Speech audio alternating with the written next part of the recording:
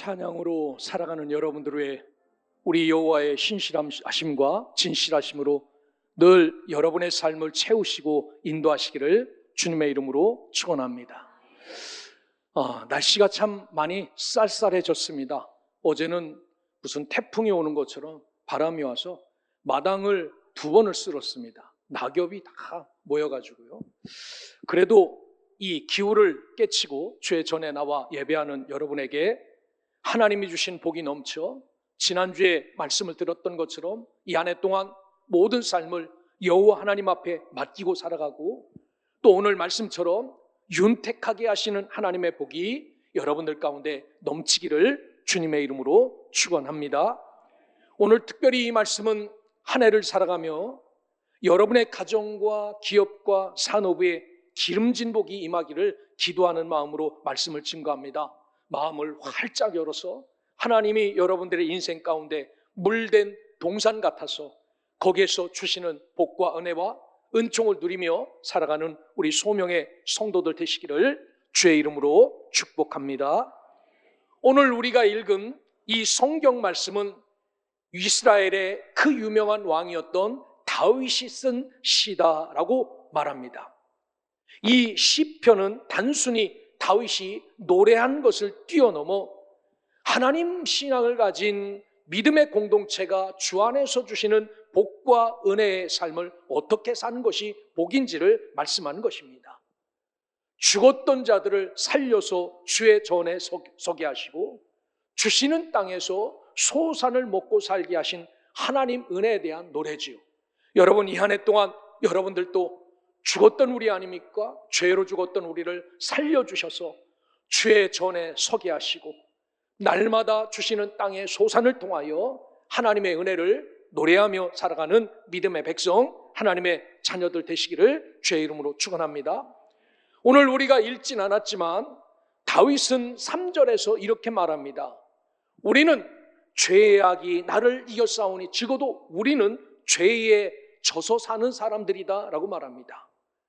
이스라엘의 고통은 자연 환경의 문제가 아니라 하나님과의 관계에서 무너진 결과임을 다윗은 분명히 선언하지요. 우리는 우리의 힘으로 죄를 이기고 산 사람들이 아니라 죄에 져서 사는 사람들인데, 이러한 시대 속에서 다윗은 사람을 보지 않고 환경을 보지 않고 하나님을 바라보며 노래하는데, 그 노래는 은혜의 노래이고 복 주시는 하나님을 찬양하는 노래이다라는 사실을 기억하고, 우리도 이 믿음의 길에서 복 주시는 하나님을 날마다 찬양하며 살아가는 복된 성도들, 자녀들 되시기를 주님의 이름으로 축원합니다. 오늘 성경은 이렇게 시작합니다. 하나님의 자녀로 하나님의 뜰에 사는 자가 복된 인생이다 라고 말씀을 합니다. 4절에 보면은 주께서 택하시고 우리를 택하시고 가까이 오게 하사 주의 뜰에 살게 하신 사람은 복이 있다라고 말합니다. 다윗은 우리가 생각하는 것처럼 많은 물질을 가져야 되고 풍요를 가져야 되고 넉넉함을 갖는 것이 복이 아니라 그 복은 하나님께서 우리를 선택하여 주셔서 하나님께 가까이 나오게 하시고 주의 뜻 안에 살게 하는 것이 복이다라고 이렇게 말합니다.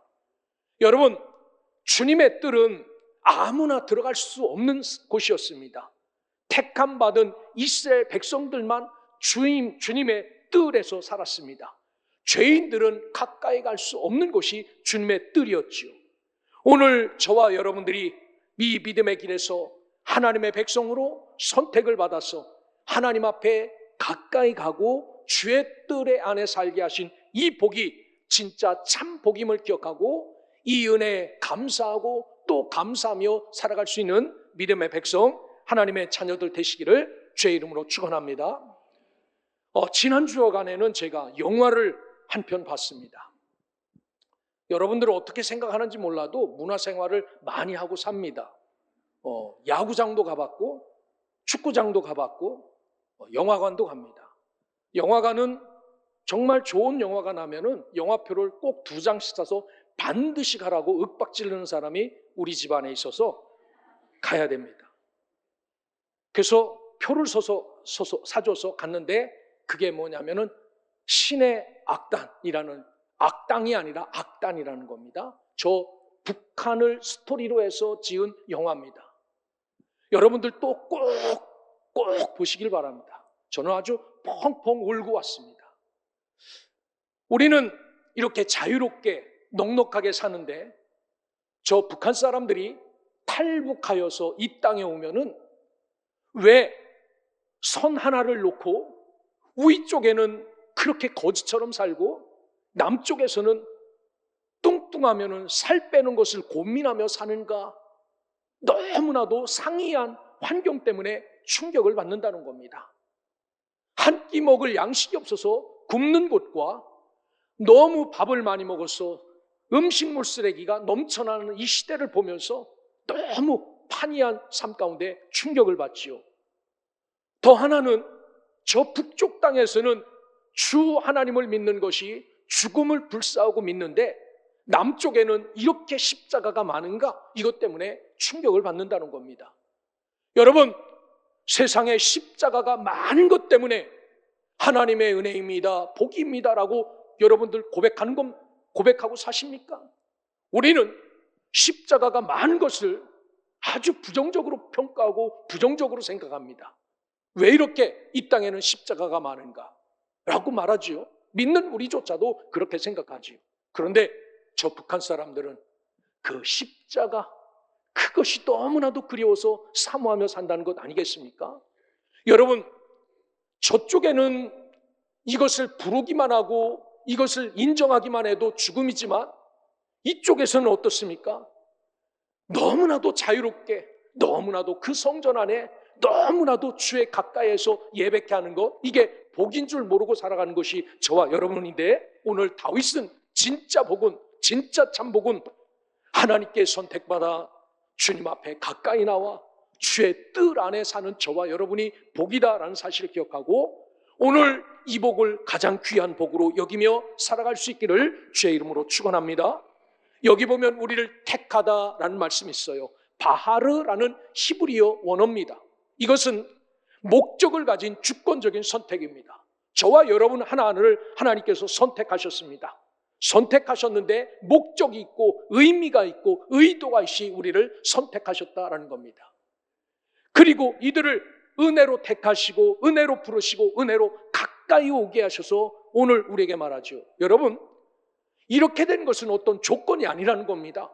내가 잘생겨서 똑똑해서 많이 가져서 힘 있어서가 아니라 하나님이 특별하게 선택하셔서 누구에게든지 이 복을 허락하셨다라고 말합니다. 그러기에 말씀드린 것처럼 우리가 이 뜰 안에 사는 것이 복임을 기억하고 감사하며 살아가기를 주의 이름으로 축원합니다. 가까이 오게 하셨다라는 말이 있어요. 이 카라브라는 말입니다. 성전에 제사 예배를 드릴 때 사용되는 표현이었어요. 이스라엘은 예루살렘 성전에 올라갈 때 빈손으로 가지 않고 양과 염소를 갖고 예배하러 올라갔지요. 이 예배하러 올라갈 때 제물이 흠이 있으면은 하나님 앞에 가까이 갈 수 없었습니다. 흠이 없어야 가까이 갈 수 있었습니다. 이 가까이 오게 하다라는 이야기는 흠이 있느냐 없느냐를 따지고 가까이 가다 가까이 못 가다라는 것이었습니다. 그런데 오늘 우리는 죄에 져서 사는 사람들이지만, 죽어서 사는 사람들이지만, 흠 때문에 하나님과 단절되어 사는 사람들이지만, 이런 우리를 하나님께서 가까이 오게 하셨다라고 말합니다. 여러분, 여러분들과 가까이 지낸 분이 있지요. 미운 사람하고 가까이 지냅니까? 아닙니다. 진짜 가족 같은 사람들하고 가까이 지내면서 인사도 하고 안부도 묻지요. 그런데 하나님은 우리를 자녀로 삼아주셔서 우리를 가까이 오게 하셨다는 겁니다. 우리의 모습을 보고 우리의 행동을 보고 가까이 오게 하신 것이 아니라 그분의 은혜로 우리를 가까이 오게 하셨다라고 말합니다. 그러기에 저와 여러분은 죄와 허물로 죽었던 자이지만 하늘의 하나님의 뜻 안에 사는 은혜를 누린 자들이다라는 사실을 기억하고 오늘 이 안에서 다윗이 고백했던 그 고백처럼 하나님의 신령하고 기름진 복을 나에게 허락하시옵소서라고 주님 앞에 선 믿음의 길을 잘 살아가는 은혜의 백성, 하나님의 자녀들 되시기를 주의 이름으로 축원합니다. 그래서 이 세우신 삶 속에서 우리가 점검해야 될 점검사항은 이렇게 나를 살려주시고 가까이 오게 하셨는데 내 삶이 중심이 예배인가를 물어보셔야 됩니다. 가까이 와, 가까이 와, 괜찮다, 가까이 와라 라고 했는데 이 가까이 오게 하신 이분을 높이며 살아가는지, 이분을 노래하며 살아가는지, 이분을 예배하며 살아가는지 이것을 점검하라는 겁니다. 그리고 점점 하나님과 가까이 가고 있는가를 점검하라는 겁니다. 자동차를 운전할 때 정말 중요한 것은요, 디스턴스입니다. 거리를 유지하라고 말하죠. 여러분 고속도로를 타고 가다 보면 150, 30 막 거리를 유지하게 계속해서 우리에게 요청해요. 거리가 가까워지면 죽는 겁니다. 다치는 겁니다. 세상은 적당한 거리를 유지하라고 말하지만 하나님과 우리의 거리는 적당하면 큰일 납니다. 점점 하나님과 가까이 서셔야 됩니다. 왜? 너는 나에게 아무리 가까이 와도 해하지 않아. 너는 나에게 얼마든지 가까이 올 수 있는 자격이 있는 자야 라고 말씀하지만 여러분, 우리가 하나님 앞에 이렇게 가까이 갑니까?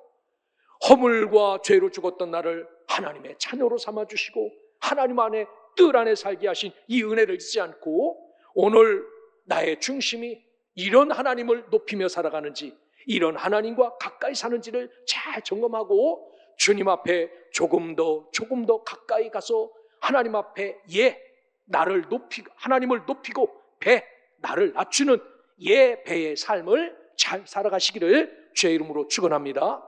오늘 성경은 두 번째로 우리의 죄를 사하시고 응답하시는 하나님의 복이 근원이라 말씀합니다. 다윗은 하나님을 이렇게 말하지요. 5절에 보면 우리 구원의 하나님이여 라고 다윗이 나를 구원하신 분이 하나님입니다 라고 이렇게 고백합니다. 그리고 그 뒤쪽으로 보면 주께서 의를 따라 위험하신 일로 우리에게 응답하시리라 라고 이렇게 말씀을 합니다. 하나님은 죄를 미워하고 정죄하시지만 동시에 회개하는 자를 결코 외면하지 않는 분이다 라고 말해요. 그래서 이 5절의 말씀을 쭉 읽다가 보면은 죄의 고백이 나옵니다. 주님, 내가 죄인입니다. 내가 왜 죄인이에요? 우리는 죄인입니다. 우리 속에는 죄의 근성이 뿌리 박혀 있습니다. 그래서 할 수만 있으면 하나님과 반대된 삶을 살려고 하는 속성이 우리에게 있지요. 그래서 이런 죄를 고백하면은 그 뒤에 보면 하나님의 용서하심이 있습니다. 주님 앞에 내가 당신 앞에 죄를 지었습니다 라고 말할 때 그래, 내가 그리스도의 모든 보혈로 너의 죄를 다 덮어주마 라고 우리의 죄를 용서하시죠. 그리고 하나님의 응답이 나와요. 다윗은 어떻게 하나님을 노래하냐면은 구원의 하나님이다 라고 노래해요. 평생 다윗은 구원 되시는 하나님을 경험하며 살았어요. 여러분, 다윗은 형제가 아들만 여덟인 집에서 태어났어요. 아들만 여덟인 집. 그리고 그 다윗은 막내 8번째였습니다. 요즘 장가 못 가는 분들이 계시대요. 그분들은 시누이가 5명, 4명 이런 집은 절대로 시집 가는 사람이 없어서 장가 못 간답니다. 왜? 그 아들 하나 난 집, 보통 그렇게 난 아들들은 다 어떤 아들입니까? 막내 아들. 우위로 누가 있어요? 누나 5명, 4명, 3명이 딱 버티고 있어요. 그런 집 결혼을 못 한답니다. 누나들 때문에. 가면은 불 보듯이 뻔한 거예요. 안 간다는 겁니다. 다윗에게도 앞으로 형들이 7명 있었어요. 자기는 마지막이었습니다. 그런데 결과는 그 7명의 형들을 다 제껴놓고 하나님이 제껴놓고 마지막 8번째 되는 다윗에게 이스라엘 왕이 되는 기름을 부어주십니다. 이런 은혜를 경험한 다윗은 어떤 삶을 살았을까요? 이런 은혜를 경험한 게 12살 때, 우리로 말하면 초등학교 다니는 애가 이런 은혜를 받은 겁니다. 왕이 되는 은혜를 받았어요. 그 뒤 다윗은 항상 하나님을, 전능하신 하나님, 위대하신 하나님을 앞에 놓고 살아요. 그래서 골리앗과 싸울 때 어떻게 나갑니까? 너는 칼과 단창으로 나오지만 나는 하나님의 이름으로 내게 가노라 라고 말합니다. 왜? 나를 왕 만들어주신 하나님, 그렇게 될 수 없는 자를 그렇게 되게 만들어주신 하나님을 늘 노래하며 이기게 하신 하나님을 찬양하며 삽니다. 그래서 다윗은 평생에 나를 구원하신 하나님이라고 고백하며 살합니다. 그러면서 5절에 보면 땅 끝까지 의지할 참 소망 되신 하나님이다라고 말합니다.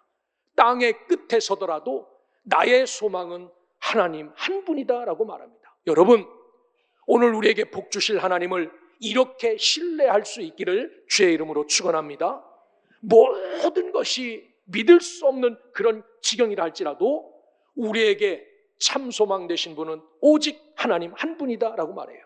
그래서 심지어 8절에 보면 바다의 설렘과 물결의 흔들림과 만민의 소유까지 잠잠하게 하시는 하나님이다라고 말합니다. 어제 우리 교사들을 1년 동안, 우리 교회학교 교사들을 작년 1년 동안 비가 오나 눈이 오나 여러분은 관심 없어도 그 교사들이 우리 교회 유아 유치부 어린이들, 초등부, 중고등부, 청년대학부까지 열심히 주일날 섬겨요. 여러분들은 모르시지만 지금도 각 층에서 그들이 예배를 인도하고 있습니다. 그래서 우리 교회가 우리 교사들에게 대접을 했어요. 저 영종도 데리고 와서 그 을왕리 해수욕장 앞에서 정말 맛있는 것을 먹었습니다. 그렇게 먹는데 어제 얼마나 바람이 불었어요. 물이 막 만수가 돼서 차들어오는데 그 바닷물이 너무나도 세게 쳐서 그 바닷물은 보지 못하고 왔습니다. 여러분, 이렇게 바다에 설레는 물, 이 흔들리는 만민의 소유, 여러분 이것들 우리가 잠잠케 할 수 있습니까? 그 바다를 그렇게 막 엄청나게 요동쳐서 오는 것을 우리가 막을 수 있습니까? 심지어 우리에게 다가오는 시련, 고난 막을 수 있습니까? 그런데 다윗은 알아요. 누구만이 이 모든 것을 잠잠케 하신다고요? 하나님만이 이 모든 것을 잠잠케 하신다라고 노래합니다. 이것은 단지 자연현상을 말하는 것 아닙니다. 여러분에게 찾아오는 인생의 혼란스러운 파도도 있어요. 막 끊임없이 산 넘어 산이란 말 있죠. 이건 우리나라만 이해할 수 있는 거예요. 다른 나라는 산을 넘어도 산이 없어요. 워낙 땅이 넓고 평지가 많기 때문에. 그런데 우리는 산 넘으면 또 산 있어. 저 산을 넘어가면 또 산 있어요. 이런 인생의 파도가 우리에게 계속 와도 이것을 막는 분이 하나님이시다라고 말합니다. 거센 마음의 풍랑이 우리에게 일 때가 있죠. 관계 파도가 끊임없이 우리에게 몰려올 때가 있습니다. 미래에 대한 두려움도 있습니다. 이것 때문에 출렁이죠. 다음에는 어떻게 살까라는 것. 그래도 하나님은 여전히 그들 속에 응답하시는 하나님이다라고 고백합니다. 이게 다윗의 말씀입니다. 따라서 새해를 시작하면서 우리 구원의 하나님 앞에서 우리가 붙들어야 될 진짜 복음이 있다면 인생의 환난 속에서도 인생의 파도를 잠잠케 하시는 하나님이라는 사실을 굳건하게 믿고 살아가시기를 주의 이름으로 축원합니다. 끝까지 응답하신 분은 하나님이다라는 사실을 기억하고 이분 한 분만을 굳건하게 붙잡고 살아가는 주의 성도들 되시기를 주의 이름으로 축원합니다. 그래요, 부어주시는 윤택한 복이 여러분들 삶 가운데 넘치기를 주의 이름으로 축복합니다. 마지막으로 보면 다윗은 땅과 인생을 돌보시는 윤택하신 하나님의 은혜를 고백합니다. 오늘 말씀은요, 자연의 이미지로 가득 차 있습니다. 이런 동기는 다윗이 어린 시절부터 양과 염소를 키우면서 목동으로 살았기 때문에 이것을 잘 깨닫고 살지요. 여러분, 아침에 쭉 기재개를 펴면서 일어나는데 보통 여러분들은 어떤 모습으로 일어나죠? 기지개를 쫙 펴면서 지겨운 하루가 또 시작됐구나. 보통 이게 여러분들의 삶의 모습입니다. 그렇죠? 아닌 분 계십니까? 아닌 분 있으면 너무 감사하고요. 동쪽에서 해가 뜨고 오늘 또 일어나 보니까 호흡을 할 수 있고 이것 때문에 하나님 감사합니다. 하나님 감사합니다. 여러분, 다윗은 이렇게 살았다는 거예요. 동쪽에서 떠오르는 태양이 저거는 왜 또 오늘 떠오르나? 다윗은 그러지 않았어요. 그 떠오르는 태양 때문에 하나님이 오늘 하루도 나에게 주셨구나. 지는 해를 바라보면서 하늘의 총총한 별을 보면서 하나님이 이 저녁에 나에게 안식을 주셨구나. 여러분, 이렇게 다윗은 어린 시절부터 이 자연 계시가 가득 찬 것을, 이 자연 속에서 살면서 놀라운 섭리와 인도하심을 깨달았어요. 그러면서 하늘과 별을 보면서 누린 것도 아니라 9절에 보면 이렇게 고백합니다. 땅을 돌보사 물을 대어 심히 윤택하게 하시며 하나님의 강에 물이 가득하게 하시고 이같이 땅을 예비하신 후에 그들에게 곡식을 주시나이다 라고 말씀합니다. 사랑하는 여러분, 이 한 해 동안 죄로 죽었던 우리를 살려서 주의 뜰에 살게 하시며 하나님만이 응답되신 하나님께서 여러분의 인생의 땅에, 여러분의 삶의 땅을 물을 대시고 윤택하게 하셔서 풍부하신 복이 여러분들 삶 가운데 넘치기를 주의 이름으로 축원합니다. 하나님은 땅을 돌보시는 분입니다. 비를 내리시는 분이지요. 곡식을 주셔서 풍성하게 하시고 윤택하게 하신 분이 하나님이다 라고 다윗은 고백합니다. 여러분, 하늘을 향하여서 아무리 고함 쳐보십시오. 비야 내려. 그래도 비 한 방울 내릴 수 없습니다. 하늘을 열고 비를 주시는 분은 하나님이다 라는 사실입니다. 그래서 다윗은 어릴 때부터 그곳에 살면서 위에서 비를 주시는 분, 그리고 그 비 때문에 곡식이 잘 자라 우리 인생을 풍요롭게 하시고 윤택하게 하신 분이 하나님이다 라고 고백을 드립니다. 여러분이 한 해를 살면서 인생의 어려움과 고난과 역경과 시련이 여러분에게 끊임없이 오더라도 여러분들 가운데 물을 대시고 윤택하게 하시고 가득하게 하시는 분이 오직 하나님 한 분임을 기억하고 오늘 땅을 돌보시는 하나님의 은혜가 여러분에게 있기를 주의 이름으로 축원합니다. 여기에 보면 땅을 돌보다라는 파카드라는 히브리어는요, 책임지고 살피고 간섭하다라는 말이에요. 아무리 내가 땅을 갈고 물을 대고 곡식을 심어도 그 곡식이 열매 맺는 것은 하나님의 은혜가 아니면 이루어질 수 없는 일입니다. 여러분, 햇빛이 없으면 날마다 전기불 갖다가 켜서 열매 맺게 하겠습니까? 물이 없으면 날마다 수돗물 퍼서 갖다 하겠습니까?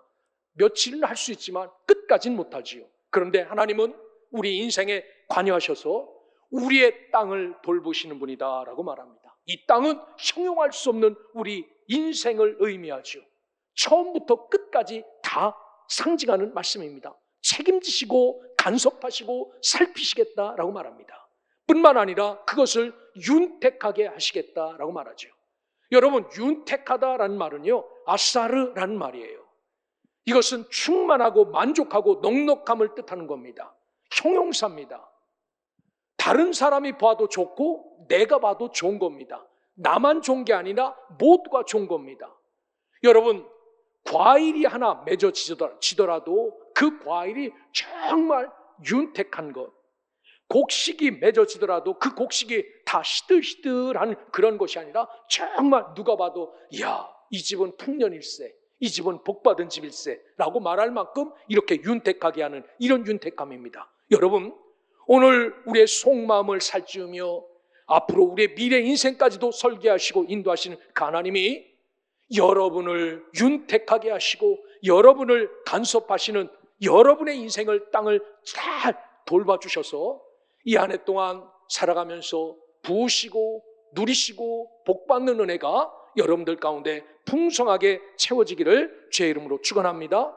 여기 복이 많아요도 기분 좋은 풍성한 말씀이 있어요. 10절에 보면 밭고랑에 물을 넉넉히 대사 그 일항을 평평하게 하시며 또 단비로 부드럽게 하시고 그 싹에 복을 주시나이 라고 말합니다. 여러분, 메마른 땅은요 너무 볼품 없습니다. 그런데 그 메마른 땅에 물이 들어가면요 그 땅이 축축해서 보기도 좋습니다. 거기에 씨를 심지 않아도 너무나도 보기 좋지요. 하나님께서 우리에게 이런 은혜를 베풀어 주신다라는 겁니다. 우리의 힘으로는 메마른 그런 밭고랑 같지만 하나님이 때를 따라 부어주시는 은혜로 물을 넉넉히 대사 모든 일항에 평평하게 하시고 단비로 부드럽게 하시고 그 싹에 복을 주신다라고 말합니다. 올 한 해 동안 여러분의 가정과 여러분의 기업과 여러분의 자녀와 여러분의 삶에 이런 풍족하게 하고 넉넉하게 하고 평평하게 하고 부드럽게 하시는 복과 은혜가 차고 넘치기를 주의 이름으로 축원합니다. 이스라엘 백성들에게 비는 마음대로 누릴 수 없는 은혜였어요. 비는 하나님의 손길이었습니다. 그래서 가나안 땅을 젖과 꿀이 흐르는 땅이다라고 말하는데 그것은 하나님 입장이지 인간 입장이 아니에요. 하나님 입장에서는 그 땅이 젖과 꿀이 흐르는 가나안 땅이지만 인간들은 정말 살기 나쁜 땅입니다. 우리 대한민국 땅은 참 기름진 땅이지요. 좋은 땅입니다. 그 땅은 기름진 땅이 아니에요. 말씀은 그렇게 해도 그 땅은 땅을 바라보면 살 수 없는 땅입니다. 하늘을 바라봐야 살 수 있는 땅에 이스라엘 백성들을 가두시고 교육하신 거예요. 너희들 나를 바라봐야 산다라는 거죠. 하늘을 바라봐야 하나님이 비를 주셔서 곡식을 심고 그것을 키워서 먹을 수 있었습니다. 그래서 오늘 성경은 말합니다. 모든 것들이 하나님의 은혜인데 오늘 11절에 주의 은택으로 한 해를 관시우니 주의 길에는 기름방울이 떨어지며 라고 말합니다. 여기 은택이라는 말도 형용사입니다. 가장 좋은 것, 가장 풍부한 것으로 우리에게 머리끝부터 발끝까지 관시운다라고 말합니다. 여러분, 진짜 임금은 왕포를 입어야 되고 왕의 옷을 입어야 되고 거기에 관을 써야, 금관을 써야 진짜 임금인 것처럼 여러분, 금관만 쓰고 여기에 뭐 다 떨어진 개털옷을 입으면 임금이라고 쳐주겠습니까? 대신 그 왕포를 입었지만 머리에 이상한 밀짚 모자 쓰면 임금이라고 쳐주겠습니까? 머리끝도 발끝까지 완벽해야 임금이지요. 하나님이 이렇게 하나님이 은택으로 가장 좋은 것으로 최선의 것으로 누가 봐도 좋은 것으로 머리끝부터 발끝까지 다 뒤집어 씌워주겠다라고 말합니다. 그래서 은택으로 관시우다 야타르라는 말입니다. 하나님께서 가장 좋은 것으로 덮어주시겠다라고 말합니다. 이렇게 된 삶은 어떤 삶하고 비유하냐면요, 여러분, 우리나라는 기름이 참기름 아니면 들기름이에요. 참기름은 외국에도 많이 먹어요. 들기름은 유독 먹는 나라가 없습니다. 중국에도 들기름이 없어요. 중국에서 13년 살았는데 들기름을 찾을 수 없어요. 깻잎도 찾을 수 없습니다. 그 들깨 따서 먹는 게 여러분들 좋아하는 삼겹살 싸서 먹는 그 깻잎이죠. 여러분, 지금까지 참깨 잎으로 싸서 삼겹살 먹은 줄 아십니까? 들깨잎이에요. 들깨잎. 참깨잎은 어때요? 여러분, 새끼손가락 한 마디 같아요. 이걸로 어떻게 싸 먹습니까? 그런데 옛날에는 들기름과 참기름이 있어야 어르신들 살았어요. 콩기름 먹는 것은요, 근래 일이지요. 무슨 포도씨유, 저 수입해서 먹는 올리브유, 이것은 요즘 근래 먹는 거지요. 다 먹었어요. 이것을 많이 짜놔야 부잣집이었습니다. 이스라엘 백성들은 그럼 이런 기름 쓰나? 아닙니다. 그들은 올리브유, 여러분들 먹으면 건강에 좋다고 생각하는 그 유지요. 이스라엘 사람들의 식사는 빵이지 밥이 아닙니다. 밥에 올리브유 비벼서 먹을 수 있습니까? 먹을 수 있죠. 먹을 수 있습니다. 빵을 굽기 위해서는 반드시 이 기름이 있어야 돼요. 그래서 이스라엘 백성들은 이 포도나무에서 나오는 포도즙과 올리브와 이런 것, 밀가루와 이게 떨어지면 안 돼. 이게 주식이기 때문에. 그래서 이 기름이 많은 집이 복 있는 사람들이었어요. 오늘 성경에 보면은 하나님께서 이 은택으로 그 사람들 머리 위에 관을 씌우고 그 기름방울이 뚝뚝 떨어지게 복을 허락하시겠다라고 말합니다. 왜냐하면 하나님의 인도하심에는 메마름이 없지요. 광야 같은 길이라 할지라도 기름 떨어지는 기름이 뚝뚝 떨어지는 길이다라고 말합니다. 그렇습니다. 주님께서 우리에게 복을 허락하시면 이렇게 넉넉하게 기름 떨어지는 은혜와 복을 우리에게 허락하신다라는 사실을 기억하고, 오늘 우리의 심령이 메마르다면 이 거룩하신 은혜로 기름 부음을 받기 위해서 오늘 하나님 안에서 나를 불러 주의 성전, 주의 뜰 안에 살게 하신 이 주님의 은혜를 기억하고, 내가 부르짖을 때마다 응답하시고 복을 주시고 윤택하게 하시고 나를 자녀 삼으신 이 하나님 앞에서 늘 하나님의 은혜를 사모하며 성령의 기름을 부어주실 것을 사모하며 살아가는 믿음의 백성, 하나님의 자녀들 되시기를 주의 이름으로 축원합니다. 그래서 다윗은 하나님의 은혜 안에서 윤택한 삶의 결말을 이렇게 이야기해요. 13절을 보시길 바랍니다. 초장은 양떼로 옷 입었고 골짜기는 곡식으로 덮였음에 그들이 다 즐거이 외치고 또 노래하나이다 라고 말합니다. 푸른 풀밭이 있어요. 그런데 양 한 마리가 없으면 너무나도 쓸쓸합니다.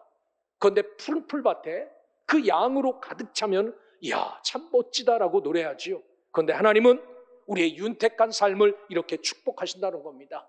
우리가 어느 곳에서도 무엇을 하더라도 우리의 삶 가운데 그 초장에 푸른 하얀 양떼로 옷 입혀주시고 골짜기는 곡식으로 덮였다라고 말합니다. 이 골짜기는 히브리어로 에메크라는 겁니다. 낮은 곳, 움푹 패인 곳, 상징하는 게 많아요.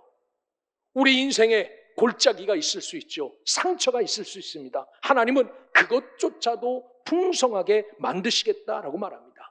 눈물의 자리, 실패의 자리, 기도의 자리에서 하나님은 더욱더 풍성한 열매를 허락하신다라고 말합니다. 사랑하는 성도 여러분, 오늘 우리는 다윗이 불렀던 시를 제가 여러분들에게 말씀드립니다. 하나님의 뜻 안에 살면서 하나님 앞에 가까이 나가는 인생은 복이 있다라고 말합니다. 여러분, 주님과 적당한 거리가 아니라 주님 앞에 하루하루 가까이 나오시기를 주의 이름으로 축원합니다. 그 안에서 누리는 죄사함의 응답의 은혜를 아는 인생이 복된 겁니다. 나를 이렇게 만들어주신 분이 하나님이시지, 나를 이렇게 세워주신 분이 하나님이시지, 나에게 이렇게 윤택하게 하신 분이 하나님이시지, 이렇게 기름 뚝뚝 떨어지게 만든 분이 하나님이지 라는 것을 인정하고 사는 사람은 복된 인생이다라고 말합니다. 그러기에 이 한 해 동안 환경이 아니라 하나님을 바라보는 인생이 되기를 주의 이름으로 축원합니다. 불안이 아니라 하나님의 약속을 붙잡고 살아가는 인생이 되기를 주의 이름으로 축원합니다. 내 계획이 아니라 하나님의 은혜에 맡기는 인생이 되어 여러분이 한 해 동안 여러분의 밭고랑에, 여러분의 인생의 고랑에 하나님이 채우시는 은택과 물이 풍족하여 그곳에서 주시는 알곡과 그곳에서 주시는 그런 놀라운 은혜를 입으며 누리며 살아가는 복된 하나님의 백성들, 자녀들 되시기를 우리 주 예수 그리스도의 이름으로 간절히 축원합니다.